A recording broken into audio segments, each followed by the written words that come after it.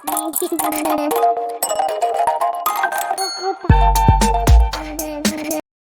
Everyone, इस video में बात कर लेते हैं Gujarat State Fertilizers and Chemicals Limited की क्विकली एनालिसिस देख लेते हैं। चैनल को लाइक एंड सब्सक्राइब करना मत भूलिएगा। तो यहाँ पे आप देख रहे होंगे गुजरात स्टेट फर्टिलाइजर में आज भी बुलिश मोमेंटम देखने को मिला है और कंसिस्टेंटली अगर आप यहाँ से मार्किंग कर लें इस लेवल से 209 जब स्टॉक ने बुलिश मोमेंटम पकड़ा तो स्टॉक ने अभी तक 40% का ऑलमोस्ट रिटर्न्स निकाल दिए, तो बहुत सही चल रहा है स्टॉक।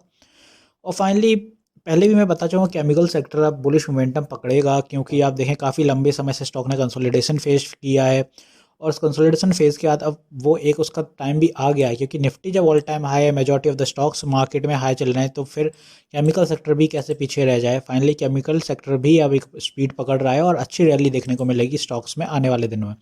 यहाँ पे आप देखेंगे सेलिंग कहाँ देखने को मिली, 293 पे हर्डल फेस होते हुए दिखा है। और क्यों देखने को मिला है, क्योंकि मैंने जो कल भी एक वीडियो बनाया था उसमें कहा था कि 300 का लेवल पास में है तो सस्टेन नहीं कर पाएगा, पहले आप 5 से 10 पॉइंट पहले ही हर्डल फेस होगा, क्योंकि सेलर्स का पूरा एरिया है, ये सेलर्स का एरिया है। इसी वजह से आप देखें इस एरिया में सेलिंग देखने को मिलेगी, 300 के बाद भी सेलिंग देखने को मिलेगी। ये मत सोचिए कि 300 सस्टेन हो गया तो फ्री है, 300 के बाद स्टॉक को यहाँ तक सेलिंग मिलेगी। तो ऑलमोस्ट आप देखें तो 300 के बाद आपको यहाँ 306 307 तक भी सेलिंग देखने को मिलेगी। तो ऊपर की बात कर लें कि ऊपर की दिशा आप कैसे निर्धारित होगी, तो वो बताता हूँ।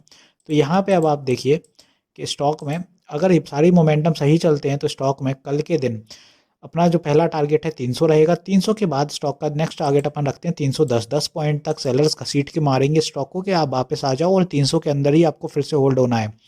और अगर बायर्स में दम रही तो वो 310 के ऊपर निकलने की कोशिश करेंगे। ये सस्टेन कर गया तो नेक्स्ट टारगेट 325 होगा ऊपर की दिशा में, यहीं तक के टारगेट ले रहे हैं अपन 325, क्योंकि आप अगर यहाँ से कैप्चर करें स्टॉक के रिटर्न्स तो अभी तक कितने 40% हो गए, और जब ये 350 के आसपास 325 के पास पहुँचेगा तो 55% के रिटर्न्स हो जाएंगे। तो 55% के रिटर्न्स कोई अच्छे रिटर्न्स नहीं होते, जबकि बहुत ज़्यादा अच्छे रिटर्न्स होते हैं, क्योंकि स्टॉक मार्केट में अगर आपको सिर्फ 15-20 दिन में अगर 55% रिटर्न्स मिल रहे हैं तो बहुत ही अल्टीमेट चल रहा है वो स्टॉक। तो ऑब्वियसली यहाँ 55% रिटर्न्स पे अगर स्टॉक पहुँचता है तो साइडवेज होने की भी कोशिश करेगा, क्योंकि उसमें री एंट्रीज होंगी, फ्रेश एंट्रीज बनेंगी, तब फिर ऊपर की दिशा निर्धारित होगी।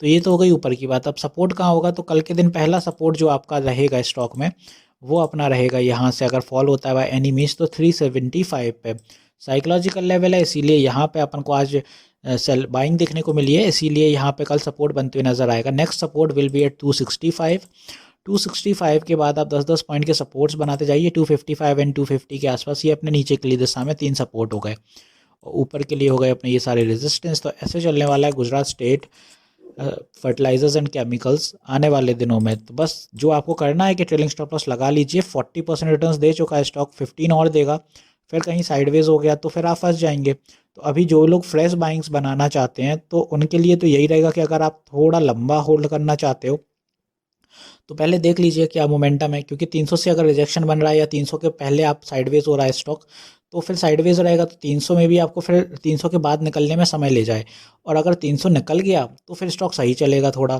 तो ऐसे ही मोमेंटम हमेशा क्या रहता है, साइकोलॉजिकल लेवल्स पे साइडवेज के मोमेंटम भी ज़्यादा बनते हैं, और अगर ब्रेकआउट दे दिया 300 का तो फिर अच्छा भागेगा। तो यहाँ पे जो भी बाइंग आपको बनानी है तो कल का लेवल देख लीजिए, अगर कल पुल बैक आ रहा है तो फिर आप 275 या 280 के आसपास बाय करिएगा, तो 300 के आसपास टारगेट रखिएगा। और कल अगर बुलिश हो रहा है तो फिर वेट कर लीजिएगा, क्योंकि स्टॉक में अगर 300 के लेवल तक जा रहा है तो उसके बाद ही बाय करिए, क्योंकि 300 के बाद कई बार ऐसा होता है कि स्टॉक साइकोलॉजिकल लेवल निकल जाता है और फिर साइडवेज हो जाता है और फिर सडनली ड्रॉप डाउन आ जाता है। तो इसलिए आपका पैसा ऊपर की लेवल पे कहीं फंसे ना, इसीलिए मैं बोल रहा हूँ।